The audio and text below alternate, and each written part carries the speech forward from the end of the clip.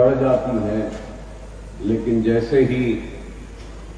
عید کا چاند کا اعلان ہوتا ہے اور عید کی نماز ادا کی جاتی ہے تو اس کے بعد پھر سے صفوں میں کمی آ جاتی ہے۔ تو ہم کو نمازوں کے پابند اور مساجدوں میں جا کر باجماعت نماز جس طریقے سے ماہ رمضان میں ادا کرتے ہیں، اسی طریقے سے ماہ رمضان کے بعد بھی ہم کو مساجدوں میں جا کر بانماز جماعت کے ساتھ ادا کرنا چاہیے، اور زندگی کے ہر حالات کا اگر ہم مقابلہ کر سکتے ہیں تو ہم دین اسلام پہ مضبوطی سے قائم رہ کر حالات کا مقابلہ کر سکتے ہیں۔ کئی لوگ اللہ کی آزمائش میں، پریشانیوں میں اللہ سے ناراض ہو جاتے ہیں، تو اللہ سبحانہ و تعالیٰ قرآن میں ارشاد فرما رہا ہے کہ میری آزمائش میں جو مجھ سے ناراض ہو جائے گا تو میں بھی اس سے ناراض ہو جاؤں گا، اور میری اس آزمائش میں جو میرا شکر ادا کرے گا تو میں اس سے خوش ہوں گا۔ تو اللہ کی آزمائش کئی شکلوں میں آتی ہے، اور اللہ کی آزمائش میں ہم کو پریشان ہونا نہیں ہے، بلکہ سجدے میں گر کے اللہ کی آزمائش میں اللہ کا شکر بجا لانا ہے، تو اللہ آپ سے خوش ہوگا۔ اور اللہ کی آزمائش میں ہم کو مایوس ہونا نہیں ہے، کیونکہ رسول اللہ صلی اللہ علیہ وسلم کے حدیث شریف ہے کہ مایوسی کفر کی نشانی ہے۔ مایوس نہیں ہونا، وہ قوم جو حالات کے سامنے اپنے آپ کو یا اپنے گھٹنوں کو ٹیک دیتی ہے، تو وہ قوم کبھی بھی سرخرو نہیں ہوتی۔ ہم کو نہ مایوس ہونا ہے، نہ خائف ہونا ہے، بلکہ ہم کو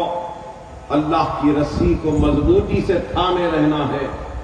اور اپنے ایمان پر قائم رہنا ہے۔ جب میں بات ایمان کی کرتا ہوں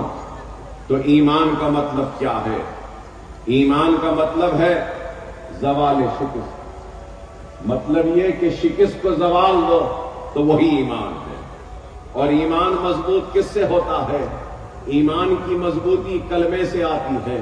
ایمان کی مضبوطی نماز سے آتی ہے، ایمان کی مضبوطی قرآن کی تلاوت سے آتی ہے، ایمان کی مضبوطی سنت رسول اللہ پر عمل پیرا ہونے سے آتی ہے۔ اپنے ایمان کو مضبوط رکھو، اور دنیا کی محبت کو دل میں بسنے نہ دو۔ اگر دل میں کوئی چیز کو بسانا ہے یا فکر کرنی ہے تو اپنی آخرت کی فکر کرو۔ ابھی اذان ہوئی تو میں یہ بھی ضرور کہنا چاہوں گا کہ اگر آپ کے محلے کے ایک گھر میں اگر کسی کی پیدائش ہوتی ہے تو پیدا ہونے پر کان میں اذان دی جاتی ہے، اور آپ کے محلے کے گھر میں کسی گھر میں موت واقع ہو جاتی ہے تو نماز جنازہ کی اذان نہیں ہوتی۔ پیدا ہونے پر کان میں اذان، نماز جنازہ کی اذان نہیں، تو اللہ یہ بتا رہا ہے پیدا ہونے پر کہ کان میں اذان دلوا کر کہ جتنا وقت اذان کے ہونے میں اور جماعت کے ٹھہرنے میں ہے، اتنا ہی وقت انسان کی زندگی اور موت میں۔ تو ہم کو اس بات کی فکر کرنی ہے، تو وہ فکر اپنی آخرت کی کرنی ہے۔ ہم کو سب کو اس دنیا سے رخصت ہونا ہے، کسی کو جلدی، کسی کو دیر، مگر دنیا میں ہم آئے ہیں تو دنیا سے جانا تو یقینی ہے. تو یہ دنیا میں ہمارا قیام عارضی ہے اور یہ دنیا ایک قید خانہ ہے. اور اس دنیا کے عارضی قیام میں جو کامیاب ہوگا تو اس کو آخرت میں اور اپنے مستقل قیام میں اس کا اجر ملے گا، اور دنیا کے اعمال ہی اس کے ساتھ جائیں گے، اور وہ اعمال یا تو اس کو جہنم کی آگ میں ڈالیں گے، دوزخ میں ڈالیں گے، یا تو پھر وہ اعمال اس کو جنت میں لے جائیں گے. تو ہم کو دنیا کی محبت نہیں، اپنی آخرت کی فکر کرنی چاہیے. اور آج اگر ہم مصیبتوں کا شکار ہیں، مسائل کا شکار ہیں،